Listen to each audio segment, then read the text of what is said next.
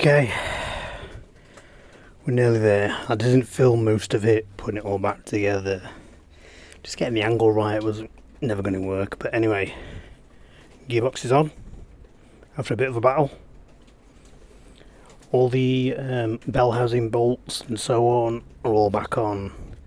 The 2 bolts for the vacuum pump bracket are on. Bolt for the earth cable is on. The engine mount is on. The engine's off the jack now. And now I'm in the process of bleeding the clutch, which is nearly there, but I ran out of brake fluid, so I'll have to come back and revisit the bleeding tomorrow. And while we're on the subject of the brake fluid, look what's come out. Now this was a clean jar. Look at that. That's what the brake and clutch fluid looked like. Definitely needs flushing.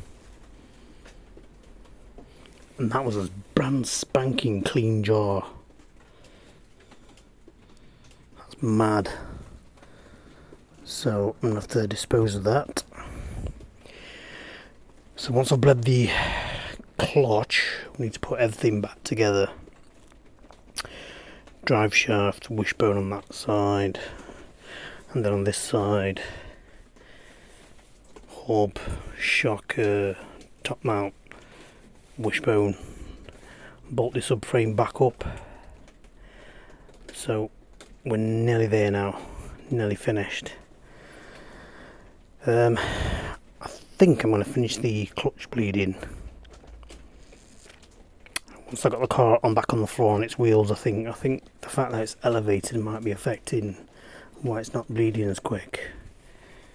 Might be wrong on that, but that's my theory, because the last time I did this on the other Xtype, it only took a couple of pumps and it was all bled. But this one proving a little bit difficult, this one, but it's getting there.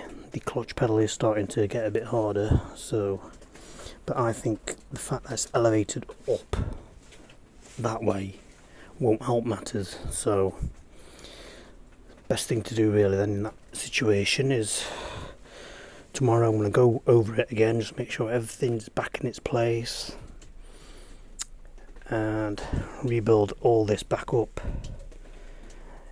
get it all back on, get the subframe back up, and then leave the clutch bleeding till last. And then hopefully with a bit of luck, once we start it, it's going to purr like a cat. But anyway, we're nearly there now. So far we've got. Also need to pick up some paint for the trim, because I've took the bumper off, and then I need to take the rear bumper off, get rid of that chrome, and start painting up the plastic trim so it's all colour coded. And I've still got one wheel to paint here as well. I might put the wheels on as they are and come back and revisit that, because I want to really take this for a test drive once I've bled the clutch and built everything back up and make sure it's all cushy. Another reason is not exactly summer, is it, at the minute, so you know, painting is just pointless really, unless you've got a garage to do it in. Unfortunately I don't, only have this lean-to here, which in the future I may extend, and I've put a tarp up just to give it a bit of extra protection from this lovely rain we're enjoying. But anyway, we're nearly done, people, nearly there.